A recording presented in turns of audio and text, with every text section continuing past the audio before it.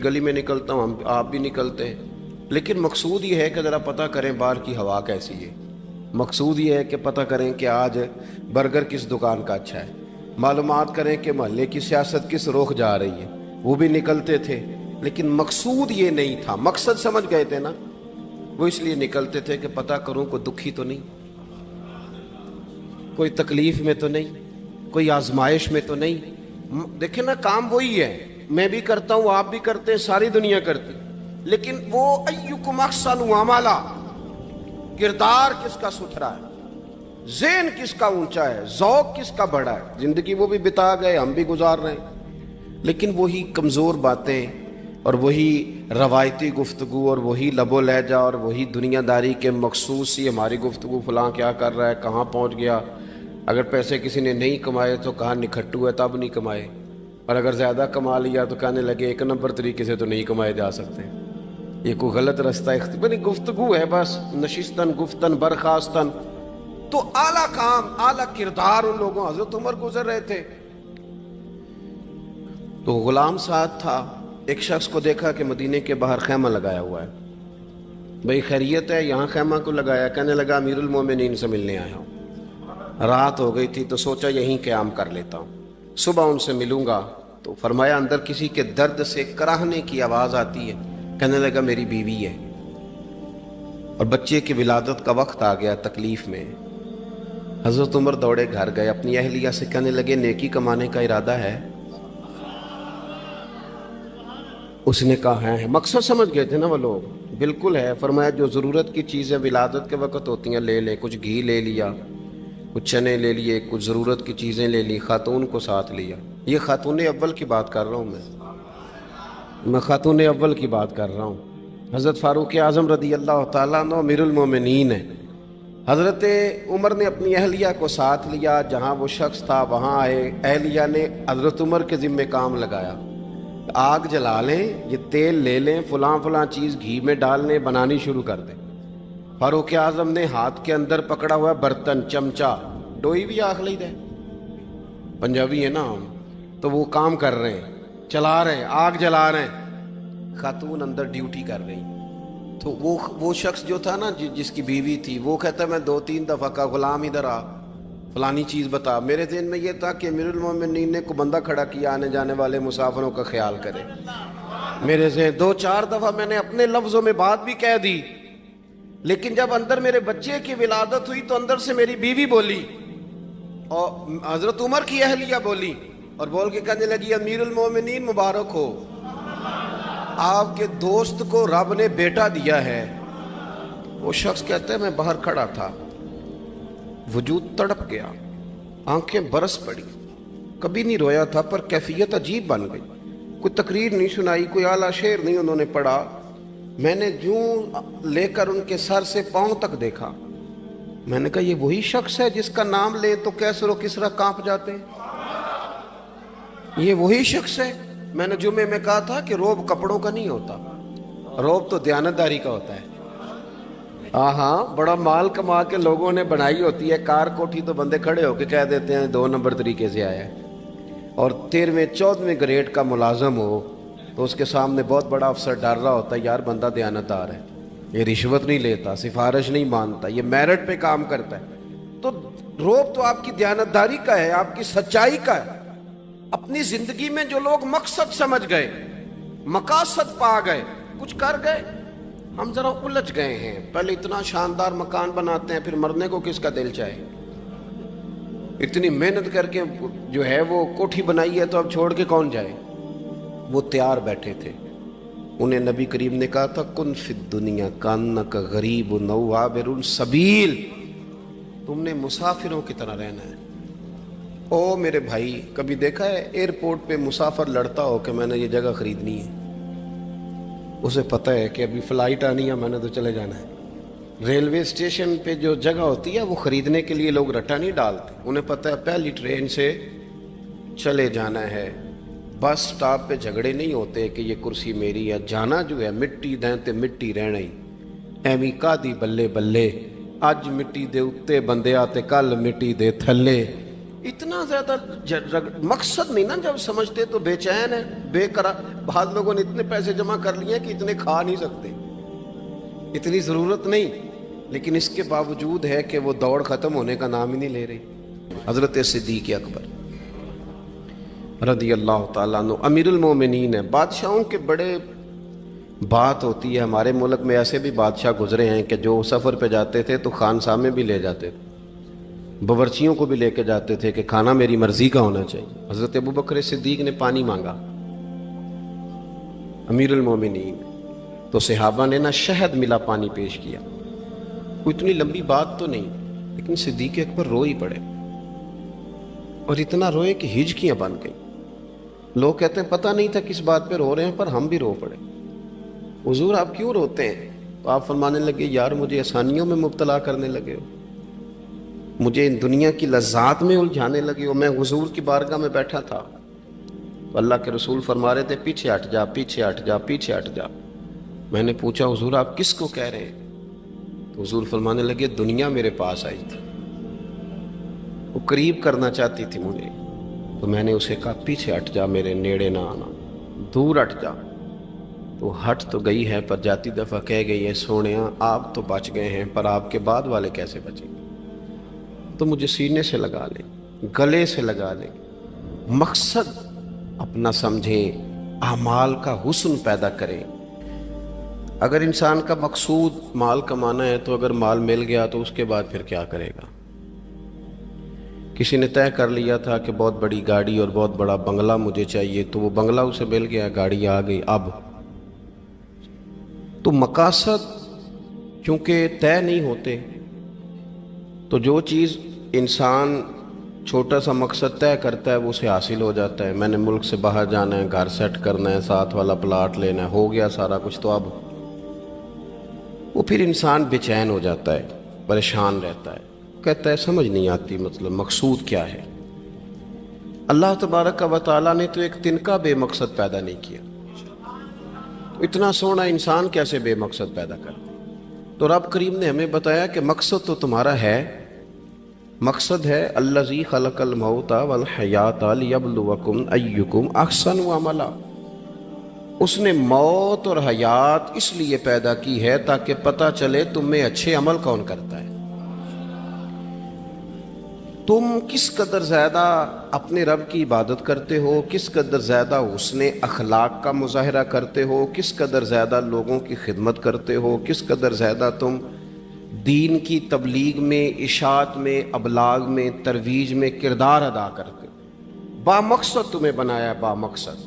اچھا ترین عمل تم میں سے کون کرتا ہے؟ اس لیے موت اور حیات پیدا کی تھی کہ تم نے ستھرے سے ستھرے اعمال، بہتر سے بہتر کردار، اعلیٰ سے اعلیٰ تمہارا انداز زندگی. دیکھیں ہم نے لوگوں کے ساتھ مل کے رہنا ہوتا ہے، بہت ساری چیزیں ایسی ہوتی ہیں کہ جو تکلیف کا سامان بنتی ہیں. اب انہی لوگوں کے ساتھ اللہ نے ہمیں مل کے رہنے کا حکم دیا، ان کے حقوق ادا کرنے کا حکم دیا، تو ساتھ ساتھ نا درگزر کا بھی کہا، معافی کا بھی کہا. جب انسان معافی کر دینے والا ہو جاتا ہے، درگزر والا ہو جاتا ہے، تو پھر وہ بڑا ہو جاتا ہے، بڑے دل والا ہو جاتا ہے، بڑے حوصلے والا ہو جاتا ہے، بڑے ضرب والا ہو جاتا ہے، اس کی زندگی حسین ہوتی. تو یہاں آئے تھے کچھ کام کرنے. وہ جو ہم نے مقصود بنائے تھے نا، مطلب اچھے کپڑے، اچھی دنیا داری، اچھی گاڑی، اچھا موبائل سیٹ، وہ چونکہ مقصود نہیں تھا تو ان چیزوں کے حصول کے باوجود بھی لوگ پریشان ہیں. مقصود یہ تھا کہ بہترین عمل، سونا عمل، اعلیٰ ترین عمل میرے رسول پاک صلی اللہ علیہ وسلم کے غلاموں نے نا وہ عمل کر کے دکھایا. اعلیٰ ترین مزاج رکھتے تھے اور اعلیٰ ترین خدمت، یعنی لوگ ان کا کردار دیکھ کے نا، کردار اور عمل دیکھ کے. ہم تو لمبی تقریریں کرتے ہیں، باتیں کرتے ہیں، بڑا کچھ بتانا پڑتا ہے، لیکن وہ بس تھوڑا سا نا لوگ ان کے پاس اٹھتے بیٹھتے تھے، آتے جاتے. اتنی دوڑ ہے کہ آگے بڑھ کے اور لینا ہے، اور لینا ہے، عالم مزید کا رٹا. وہ سمجھ گئے، ہم نا اڑے ہوئے. بہت سارے لوگ ایسے ہیں جنہیں صحیح بات کا پتہ چل گیا ہے، وہ فیصلہ کرنے میں دیر کر رہے ہیں. انہیں سمجھ آ گئی ہے کہ بہتر یہی ہے کہ میں وقت پہ مسجد آیا کروں. انہیں سمجھ آ گئی ہے بہتر یہ ہے کہ سویرے اٹھ کے نا واٹس ایپ بعد میں دیکھوں، پہلے قرآن پاک کی زیارت کر لیا کروں۔ سمجھ انہیں ہے، سمجھ ہے کہ باتیں زیادہ کرنے سے بہتر ہے درود و سلام زیادہ پڑھا جائے، پتہ انہیں ہے، فیصلہ ہی نہیں کر رہے، ارادہ نہیں بنا رہے، توجہ نہیں کر رہے۔ جب بہت زیادہ بندہ دنیا داری میں الجھ جاتا ہے نا، بہت زیادہ، آسانیاں تو بندے کو جینے نہیں دیتی۔ پہلے انسان کہتا ہے کہ موٹر سائیکل ہو جائے نا تو چلو سفر آسان ہوگا، پھر موٹر سائیکل کہتا ہے ٹائر 2 ہیں، 4 ٹائروں والی ہو نا چلو مہران ہی ہو جائے خیر ہے، لیکن مہران میں بیٹھتے ہی اسے خیال آتا ہے کہ اس کی تو سیٹیں تنگ ہیں، پھر اس سے بڑی گاڑی چاہیے۔ یہ روز دوڑ ہے، بانج فقیروں کسے نہیں ماریا اے ہوئی چور اندر دا، یہ دوڑ ہے، یہ ختم۔ حضرت ابوبکر صدیق رضی اللہ تعالیٰ عنہ امیر تھے، ہمیں تو نا جی ایک سے ایک کھانا، اور آج یہ نہیں کھانا، آج میری مرضی کا کھانا، یہ میری مرضی کا، یہ میرے بچے کی مرضی کا، یہ فلانے کی مرضی کا، وہ خواہشات کا انبار۔ اور نفس بچے کی طرح ہوتا ہے، خواہش پوری کرو تو فوراً ہی دوسری بھی بتا دیتا ہے، دوسری پوری کرو تو تیسری کی بھی خبر دے دیتا ہے۔ ہم نا چونکہ الجھ جاتے ہیں، پھر وہ الجھاؤ ہمیں باہر نہیں نکلنے دیتا۔ اگر تھوڑا تھوڑا کر کے، میرا مطلب یہ ہے کہ زندہ رہنے کے لیے روٹی کھانی ہے نا، مثلا روٹی کا لطف کتنی دیر ہوتا ہے، جتنی دیر منہ میں چباتے ہیں، اس کے بعد ختم۔ تو کپڑا تو پہننا تھا بدن چھپانے کے لیے، اس میں وہ کدھر سے آ گئیں ساری کہانیاں جو آج بن گئیں۔ اور اتنے میں نے عجیب و غریب نظام دیکھا ہے کہ نوجوان ہے، اچھا بھلا سیانا آدمی، کپڑے اس نے تازے سلوائے ہیں، اور 99 لوگوں نے کہا ہے صحیح لگ رہا ہے، تو صرف ایک نے کہا نہیں ٹھیک لگ رہا، وہ پریشان ہو جاتا ہے، کہتے بھی اس کا کچھ کروں۔ کیوں؟ اس لیے کہ یہی سارا مقصود سمجھ لیا ہے، کپڑے پہننا، اسی میں الجھ جانا۔ میں اکثر دوستوں سے کہتا ہوں، میں خود کسی دوسرے کی بات نہیں کرتا، بہت زیادہ عمر نہیں میری، میں خود جایا کرتا تھا، شادی کوئی آ گئی تو 2-3 دن پہلے ابا جی کہتے تھے پرانے جوتے کچھ گنڈوا لا، کچھ پالش کرا لا، توڑے میں ڈال کے جانا موچی کے پاس، اس نے کچھ سیٹ کر دینے۔ اب کہاں رہ گیا جی یہ کام، چھٹی نہیں ہو گئی، اب کون سا ایسا سلسلہ ہے؟ وہ جو کہیں سے کپڑا تھوڑا پھٹ جاتا تھا نا، تو اماں اس کو اس طرح پیوند کراتی تھی کہ ڈیزائن بھی بن جاتا تھا اور کام بھی چل جاتا۔ کدھر گیا وہ دور؟ لیکن تکلیف دیکھ لیں آج پہلے سے زیادہ ہے، لڑائی پہلے سے زیادہ ہے، آزمائش پہلے سے زیادہ ہے۔ کیوں؟ جتنی بھی خواہشات آپ بڑھاتے جائیں گے نا، مقصد فوت ہوتا جائے گا۔ جتنی بھی مقصود سفر کرنا ہے، گاڑی دکھانا تو مقصود نہیں نا، لیکن ہمیں وہ والی گاڑی چاہیے کہ لوگ ایک دفعہ انگلی منہ میں ڈالیں کہ وہ خو اس گاڑی پہ بیٹھا ہوا ہے۔ ہم مقصد سے پیچھے ہٹیں گے جب پھر تکلیف میں آئیں گے، پھر آزمائش۔ زندگی میں ہم نے جو چیزیں مینج کی ہیں وہ ساری دوسروں کے لیے، ہمارے لیے کوئی شے بھی نہیں۔ ولیمے پہ گئے تاکہ برادری راضی ہو جائے، تعزیت کے لیے گئے تاکہ محلہ راضی ہو جائے، فلانا کام کیا تاکہ لوگ جو ہیں وہ میرے حق میں ہو جائیں۔ ساری زندگی دوسروں کے لیے جی کے گزار دی، اور آپ نے 99 نیکیاں کی، ایک خامی آئی تو لوگ تو وہ تھے جو پھر بگڑ گئے۔ بہتر نہیں بندہ رب کو ہی راضی کرے۔ واللہ ورسولہ احق ان یرضوا، اللہ اور اس کے رسول کا زیادہ حق ہے کہ انہیں راضی کیا جائے، ان کا زیادہ حق۔ اپنی زندگی میں معاملات کو ترتیب دیں، ایک مخصوص ذہن بنائیں، اتنا سویرے قرآن شریف پڑھنا ہے، اتنا درود پاک، اور یہ راز ہو ہمارا اور ہمارے رب کا، یہ راز ہو، اتنی دیر مصلی پہ بیٹھنا ہے۔ میرے ایک دوست ہیں ڈاکٹر صاحب، میں بیٹھا تھا تو وہ ایک شخص کو کہہ رہے تھے تیرے دل میں کچھ باتیں ہیں، نکال دے تاکہ تیری ٹینشن ریلیز ہو جائے، تیری صحت ٹھیک ہو جائے گی۔ تو بندہ کہہ رہا تھا اچھا ٹھیک ہے ڈاکٹر صاحب۔ تو میں نے کہا کہ اگر آپ اجازت دیں تو ایک بات میں بھی کر لوں؟ نے کہا آپ بھی کر لیں۔ تو میں نے کہا ڈاکٹر صاحب کچھ دکھ بڑے ذاتی اور نجی ہوتے ہیں، بندہ کسی کے سامنے کہہ ہی نہیں سکتا، بڑے ذاتی قسم کے ہوتے ہیں، وہ آپ کسی کے سامنے جتنا مرضی کوئی قریبی ہو، وہ بندے کی اپنی اندر کی کچھ ایسی تکلیفیں ہوتی ہیں اندر کی، آزم گنڈاں دے وچ گنڈاں 10 کیڑی کھولا، بڑے مسئلے ہوتے ہیں، آپ کیسے بیان کر سکتے ہیں، سوال ہی نہیں پیدا ہوتا۔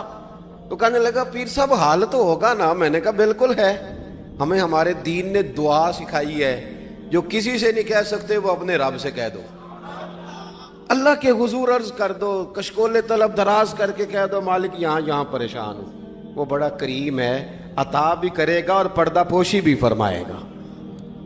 اپنے اللہ کے ساتھ اپنا تعلق مضبوط کریں، اپنی زندگی میں حسن اعمال کا پیدا کریں، اعمال کا، کہانیوں کا نہیں، باتوں کا نہیں، تصویروں کا نہیں، نئی سے نئی پکچر کا نہیں، اعمال کا، اور خوبصورت ترین طریقہ ہو۔ دیکھیں نا، مشکل سے بھی تو نماز پڑھنی ہے نا، سویرے ابا بڑے غصے میں تھے تو پھر مجھے اٹھنا ہی پڑا، تو اس طرح بھی تو پڑھنی ہے۔ تو اگر بندہ ذوق سے اٹھے اور ذرا سونا کر کے وضو کرے اور ذرا صحیح کر کے مصلی بچھائے اور سجدہ کرے تو ذرا ذوق سے کرے، مجھے سوز دے، مجھے ساز دے، مجھے نیم شب کا نیاز دے، دم سجدہ خود کو میں توڑ دوں، مجھے ایسا ذوق نماز دے۔ اس ذوق کے ساتھ آگے بڑھے۔ مقاصد جب بندہ سمجھ جاتا ہے نا، مقاصد، پھر اس کے لیے آسانی ہوتی ہے۔ میں نے عرض کیا تھا زیادہ باتیں نہیں کرنی، مقصود تو ایک پیغام دینا ہے۔ اب ہم نے جانے والوں کے لیے کیا کرنا ہے؟ ایک تو یہ کہ اپنا مقصد ٹھیک کرنا ہے کہ جو رخصت ہو گئے، اپنے بزرگوں کو نا یاد رکھیں۔ اصل کام ہے ان کو بول کے بتائیے۔ سال کے بعد ختم، بڑی اچھی بات ہے، سسماہی، ششماہی، سیماہی سب ٹھیک ہے، ان کو یاد رکھیں۔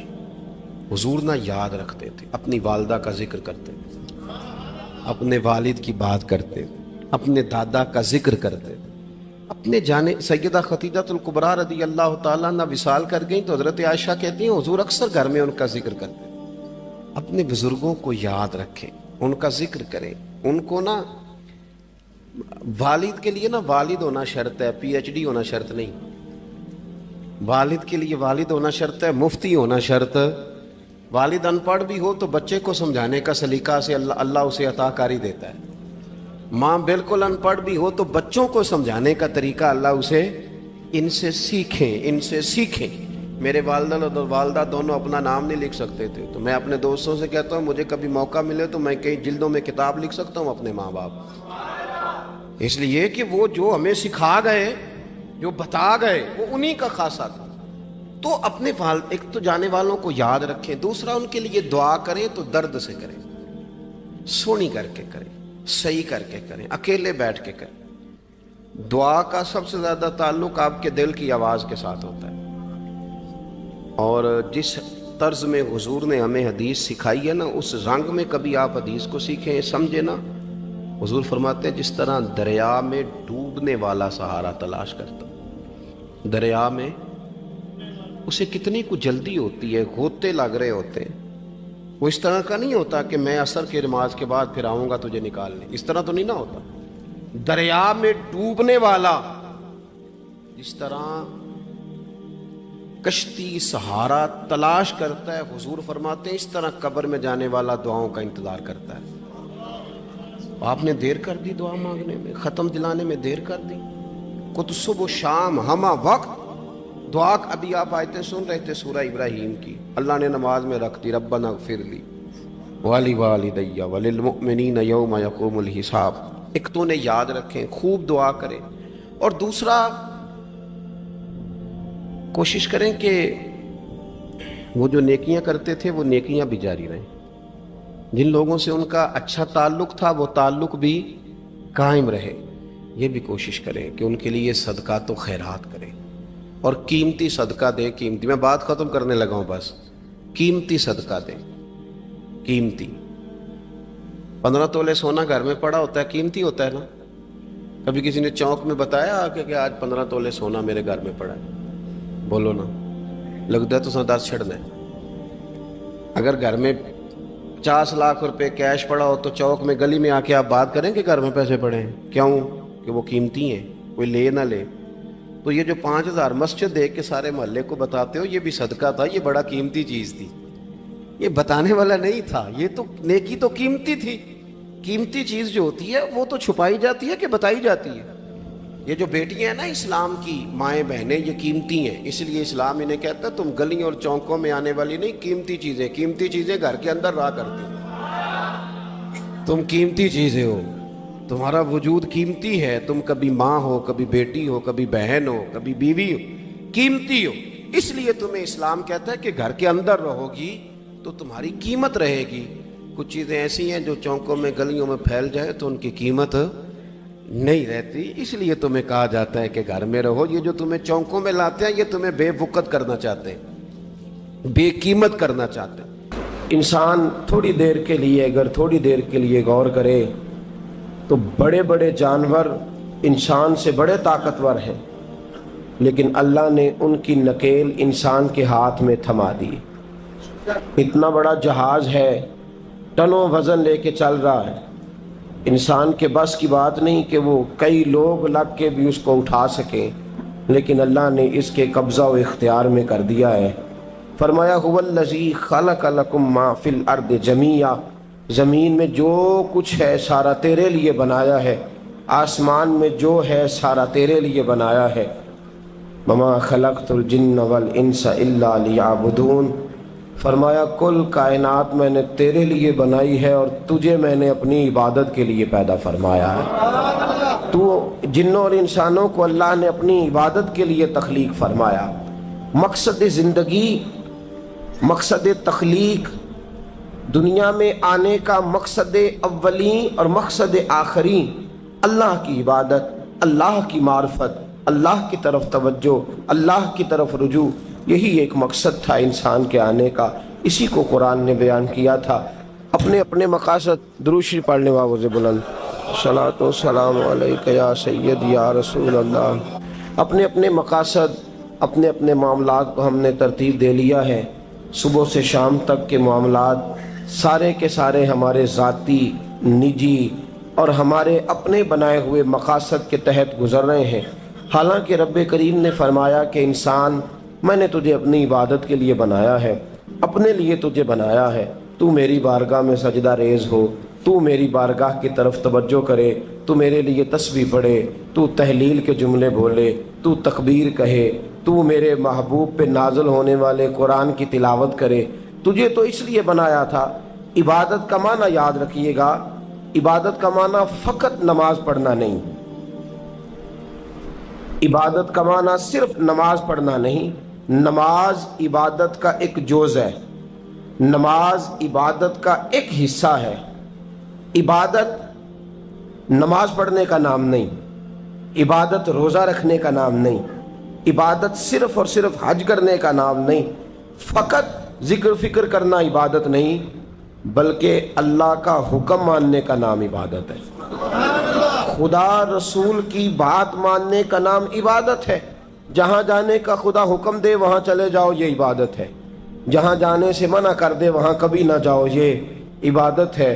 اگر نماز پڑھنے کا نام ہی عبادت ہوتا تو پھر فجر کی فجر کے وقت کیوں پڑھنی پڑتی، پھر ظہر میں ہی کیوں فرض ہوتی، پھر عصر کا وقت مغرب میں جا کے کیوں نہ شروع کیا جاتا، پھر انسان کی مرضی تھی جب پڑھ لیتا۔ فرمایا نہیں، عبادت میری ہے، اصل میری اطاعت ہے۔ میں جب کہوں کہ یہ فجر کا وقت ہے تو تجھے فجر مان کے پڑھنا، جب کہوں ظہر کا وقت ہے تو ظہر مان کے۔ ہم نے عبادت کو مخصوص کر دیا، مسجد میں چلے جانا، نفل پڑھ لینا، کچھ دیر قرآن شریف پڑھ لینا، کچھ دیر اللہ کی عبادت کر لینا، کچھ دیر ذکر اذکار کر لینا، اس کا نام عبادت ہے۔ اور باہر نکل کے بے شک جھوٹ بولے، باہر نکل کے بے شک غیبت کرے، باہر نکلے اور کم تولے، باہر نکلے اور اپنی من مرضی کرے، تو یہ عبادت نہیں۔ اس لیے کہ ہم اس خدا کے ماننے والے ہیں جو صرف مسجد میں نہیں ہوتا، بلکہ جلوہ تیری ذات کا کو بکو ہے، میں جدھر دیکھتا ہوں ادھر تو ہی تو ہے۔ ہمارا خدا صرف مسجد میں نہیں ہے، اللہ ہر جگہ ہے۔ جے میں تینوں اندر جانا پھر مقید جانا، جے میں تینوں باہر سمجھا اندر کون سمانا، اندر بھی تویں باہر بھی تویں وچ بلا کون نمانا۔